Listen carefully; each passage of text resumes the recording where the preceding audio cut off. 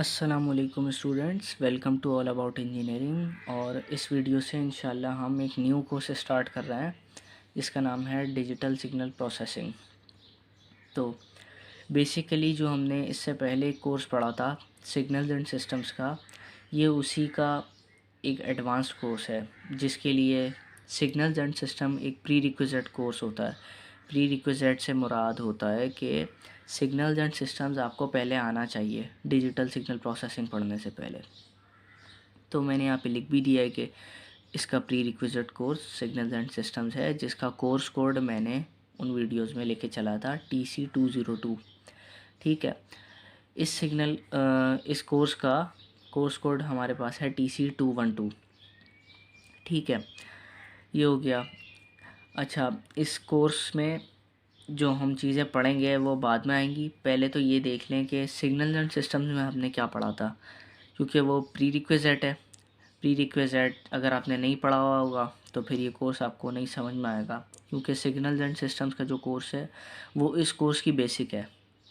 अगर आपने वो नहीं पढ़ी होगी तो आपको ये कोर्स नहीं आ रहा होगा समझ में, किसी सूरत भी नहीं आएगा। तो अगर आपको इनमें से कोई टॉपिक पढ़ना है जो मैं अभी बताऊंगा, तो आपको मेरी सिग्नल एंड सिस्टम्स वाली प्लेलिस्ट को जाके एक्सेस करना पड़ेगा, क्योंकि वहाँ पे मैंने ये टॉपिक पूरे पढ़ा है। DSP के अंदर यानी डिजिटल सिग्नल प्रोसेसिंग के अंदर जो भी टॉपिक पढ़ाऊँगा वो SNS के एडवांस होंगे। अब SNS में देख लेते हैं सिग्नल सिस्टम्स में हमने क्या क्या पढ़ा था। हम पढ़ के आ गए थे कि basic signal types in continuous and discrete times. Basic signals जिनकी मदद से हम लोग काम करते हैं, साइनोसॉइडल सिग्नल हो गए, पीरियोडिक नॉन पीरियोडिक हो गए, इवन ऑड हो गए, डिटर्मिनिस्टिक रैंडम हो गए। ऐसे बहुत सारे तरह के सिग्नल्स थे जो कि हम सिग्नल एंड सिस्टम्स में देख के आए थे। वो बेसिक्स थे, मतलब कि आपको पता होने चाहिए वो मैंने वहाँ पे डिटेल में पढ़ा है।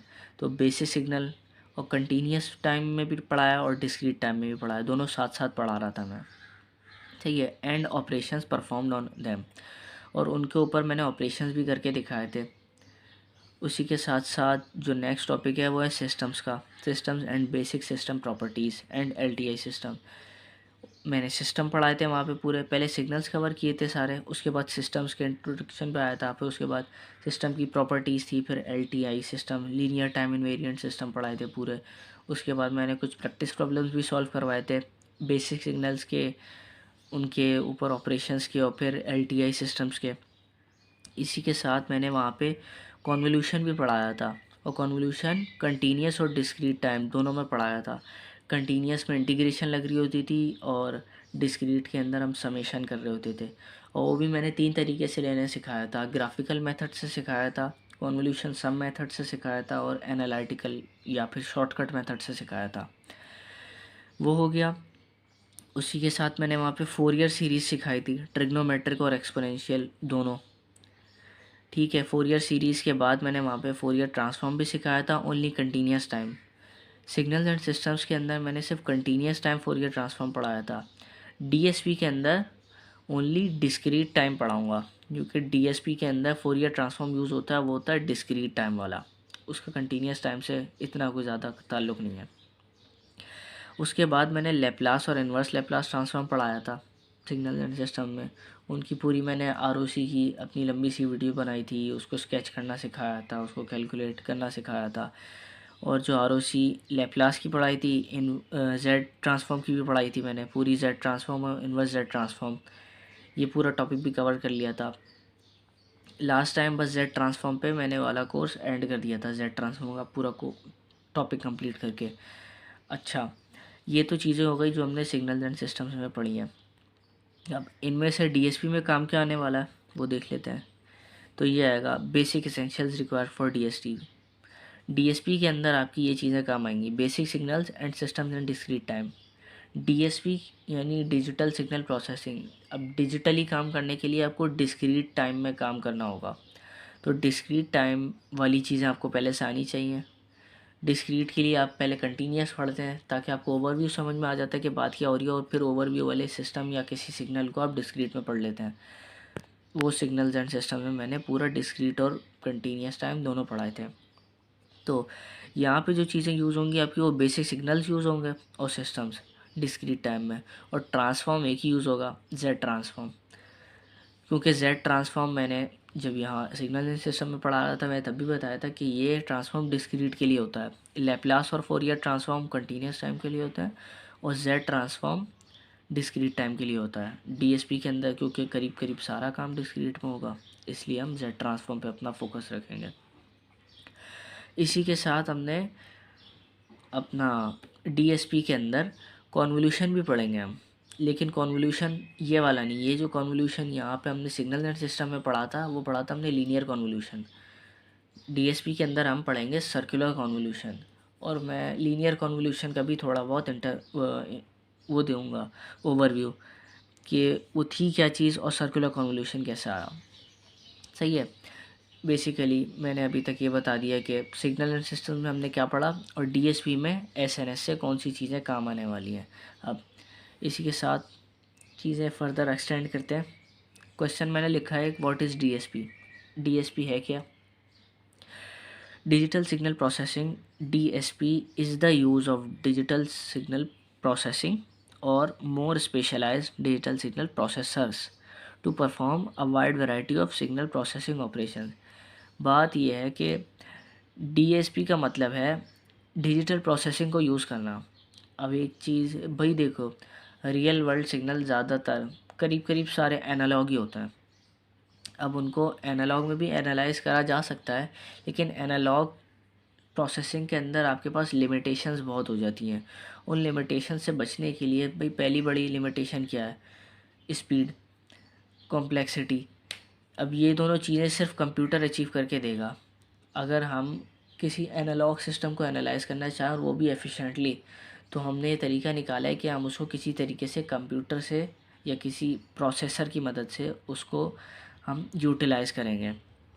अब कैसे करेंगे? कंप्यूटर तो बाइनरी पे काम करता है, डिजिटल है, वो कोई इंसान तो है नहीं कि वो एकदम कंटिन्यूस टाइम पे काम करेगा, वो डिजिटली काम करता है। तो हमें अपने पूरे सिस्टम को या सिग्नल को डिस्क्रीट में कन्वर्ट करना पड़ेगा। तो डीएसपी के अंदर हम डिजिटल में लेके जाएंगे अपने पहले एनालॉग सिस्टम को, उसके बाद उस पर प्रोसेसिंग करवाएंगे। डिजिटली प्रोसेसिंग की बहुत दरवाजे खुल जाते हैं कि आप बहुत सारी वैरायटी वाले काम करवा सकते हैं, अपनी मर्ज़ी से चेंजिंग कर सकते हैं। एनालॉग में ये करना बहुत मुश्किल होता है।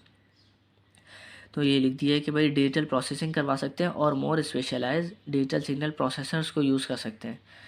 जब डिजिटल सिग्नल प्रोसेसिंग आ गई है तो स्पेसिफिकली प्रोसेसर्स भी आ गए हैं डिजिटल सिग्नल वाले, जिनकी मदद से हम अपने किसी भी सिग्नल पे डिजिटली कोई प्रोसेस करवा सकते हैं। प्रोसेसर्स बस आसानी कर देते हैं, हमें पूरा काम कहीं दोबारा ना करना पड़े, तो हम एक स्पेसिफिक पर्पस के लिए पूरा प्रोसेसर ही डिज़ाइन कर देते हैं, ताकि उसके अंदर हम एक ही जगह में एक एनवायरनमेंट बन जाता है पूरा, जिसके अंदर हम तमाम मैनिपुलेशंस और कैलकुलेशंस करके प्रोसेसिंग करवा लें। To perform a wide variety of signal processing operation, processing करवा लें आपकी सारी। ठीक है, ये आपको डीएसपी का समझ में आ गया। इसी के साथ सिग्नल प्रोसेसिंग फर्दर किस ब्रांचेस में एक्सटेंड होती है?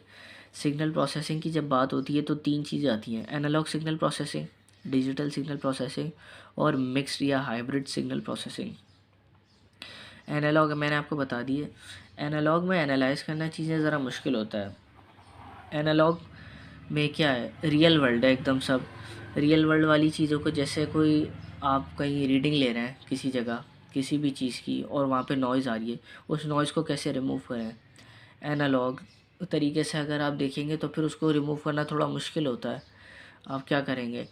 कोई जगह तलाश करेंगे जहाँ से वो नॉइज़ आ रही है, वहाँ पे उसको ख़त्म करने की कोशिश करेंगे, ऐसे मुश्किल है। अगर आप डिजिटल सिग्नल प्रोसेसिंग की मदद लें, आप अपने सिग्नल को डिजिटली कन्वर्ट करें, उसको कंप्यूटर में फीड करके किसी कोड की मदद से उसके फ्रीक्वेंसीज़ को रिमूव करवा दें और फिर दोबारा जनरेट कर दें सिग्नल फ़िल्टर होके, तो आपके पास ये काफ़ी आसानी हो गई, आपने फ़िल्टरिंग करवा ली डिजिटल सिग्नल प्रोसेसिंग की मदद से। और मिक्स्ड और हाइब्रिड में क्या होता है? जब एनालॉग और डिजिटल दोनों काम करवा सकें आप किसी तरीके से, तो वो हाइब्रिड या मिक्स्ड डिजिटल प्रोसेसिंग कहलाती है। इसी के साथ हम मोटिवेशन देख लेते हैं, काम कहाँ कहाँ आती है डीएसपी। तो पहली चीज़ तो ये कि ऑडियो एंड स्पीच प्रोसेसिंग, आप मेरी आवाज़ सुन रहे हैं, ये आवाज़ रिकॉर्ड हो रही है, आपको भी आ रही है। तो ये क्या है, इसके सब के अंदर डीएसपी इन्वॉल्व है, रेडार एंड सोनार। रेडार और सोनार क्या है, रेडार एक डिवाइस होती है जो कि आपकी सैटेलाइट को या फिर किसी जहाज़ वगैरह को मॉनिटर करने में वो जो डिवाइस होती है गोल सी, उस पे शो हो रहा होता है कि भाई यहाँ पे एक डिवाइस रखी हुई है और एक डिवाइस वहाँ पे रखी हुई है। जैसे जीपीएस सिस्टम काम कर रहा होता है, रेडार और सोनार भी इसी तरीके से काम कर रहे होते हैं। उनके अंदर भी डिजिटल सिग्नल प्रोसेसिंग यूज़ हुई हुई है। डिजिटल इमेज प्रोसेसिंग, ये बहुत बड़ी डोमेन है डीएसपी के अंदर, सब डोमेन है डीएसपी की, DIP, digital image processing.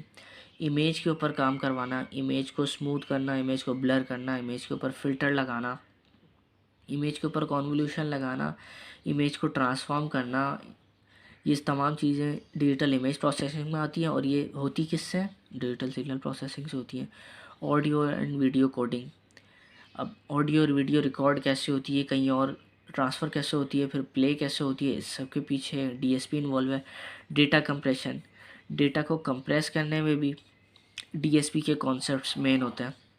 Telecommunications का पूरा काम, यानी कम्युनिकेशन किस तरीके से हो रही है, आपके पैकेट्स कैसे ट्रांसफ़र हो रहे हैं, आपके पैकेट्स के पीछे क्या चल रहा है, वो सारी डीएसपी कंट्रोल कर रही होती है। कंट्रोल सिस्टम्स, कंट्रोल सिस्टम्स क्या, मैकेनिकल, इलेक्ट्रिकल और इलेक्ट्रॉनिक्स इंजीनियरिंग और टेलीकम्युनिकेशन इंजीनियरिंग, इसके पीछे भी डीएसपी का बहुत बड़ा हाथ है।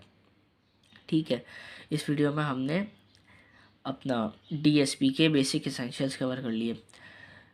आज की वीडियो बस यही थी। नेक्स्ट टॉपिक में, नेक्स्ट वीडियो में इंशाल्लाह हम एनालॉग टू डिजिटल कन्वर्टर अपना स्टार्ट करेंगे। और अगर आपको ये वीडियो अच्छी लगी हो तो लाइक करें, शेयर करें अपने दोस्तों के साथ, और सबसे बड़ी बात है कि सब्सक्राइब करें। यही चीज़ हमें मोटिवेट करेगी आगे और अपलोड करने में। और अपने वैल्यूएबल सजेशन दें कमेंट में। अगर कोई चीज़ ना समझ में आए कमेंट में तो आप बताएं, मैं उस पर काम करूँगा, उसको आपको जवाब दूँगा। इसी के साथ साथ अगर आपको कोई नोट्स में मसला लग रहा है तो आप वो भी शेयर करें। कोई चीज़ सही करवानी है तो बताएं, वो भी कर दूँगा मैं। इसी के साथ साथ नोट्स की एक पूरी पीडीएफ बना के मैं प्लेलिस्ट जो अभी नहीं बनाऊंगा डीएसपी की, उसकी मैं डिस्क्रिप्शन में भी अपलोड कर दूंगा पूरी नोट्स की, ताकि आपको ये एज अ सप्लीमेंट्री मटेरियल मिल जाए। आपको बार बार वीडियो आके ना देखनी पड़े, आप नोट्स खोलें फिर वहाँ से आप अपना काम टैली कर लें।